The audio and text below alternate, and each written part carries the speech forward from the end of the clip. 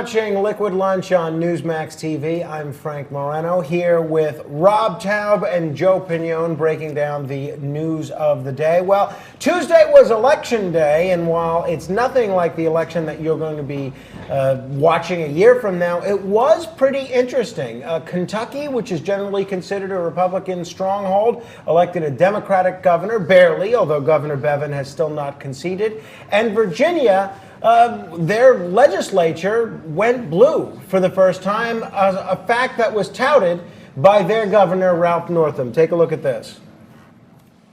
Morning. This is an exciting day for the Commonwealth of Virginia. After 26 years, we are officially blue. And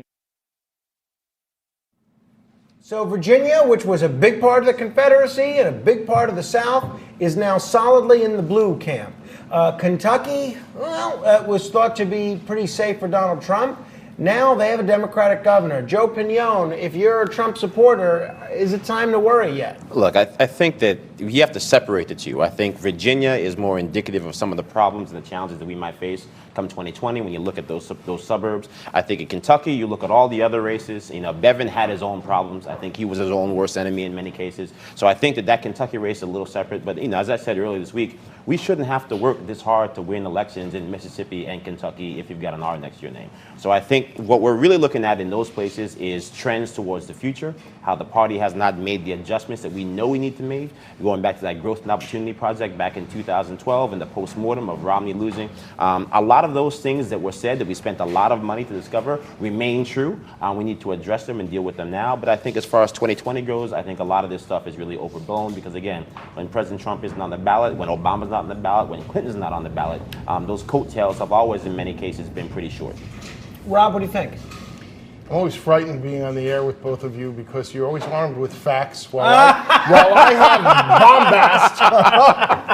I have my holster with bombast, and you're both articulate. It's real. I'm going to go off in the corner and cry, but I'm going to pull it all together and say one thing that you alluded to or talked about in the previous block, but I'm going to bring it into here, is what the Republicans have going for them, and I'm going to paraphrase Lindsey Graham where he was like, how can there be collusion when they don't even have a policy? It's like the Democrats right now are so ideological that it's painful.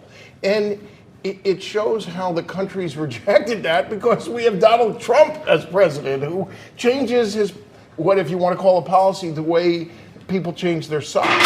So, oh my God, John Tobacco just smashed the window. So I think you're right. I think anything can happen right now, and I just think trying to make predictions and be a prognosticator is a death knell for anybody, except Rob, probably for you and Frank. Let me ask you about this. Some viewers may have seen the story that the governor of New Jersey, Phil Murphy, is telling President Trump to keep sending refugees to the Garden State. Governor Murphy posted a letter he sent to the president earlier this month discussing a presidential executive order that states refugees should only be settled in jurisdictions where state and local governments agree to accept them. I can't imagine there's that many New Jersey residents that are on board with this kind of a declaration. What do you think? Do you think there's going to be a trend that we see from other blue state governors? No, I think he was doing it to gain attention. Over 50 years ago, I was a refugee from Staten Island to New Jersey. I don't think it worked out well for me.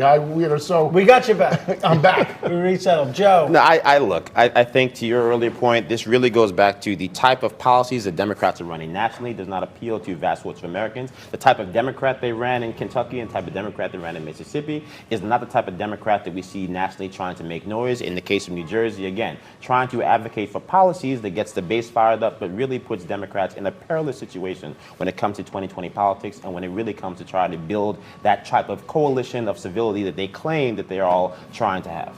You know what, if a Democratic politician was coaching the Knicks or the Jets, they'd be like, 3 of my players are going to win the MVP this year, and we're going to win the Super Bowl and the NBA championship, and it's going to be easy. And we're going to do it by raising ticket prices. That's well, given the way the Jets are playing and the Giants, maybe they could use a coaching change, and maybe Phil Murphy could use a new job. But there's one thing with the pie in the sky stuff. You can't promise the world and deliver That's for buckets. sure. That's for sure. We got to run. Joe Pinion, Rob Taub. We hope to see you both very soon. Thank you.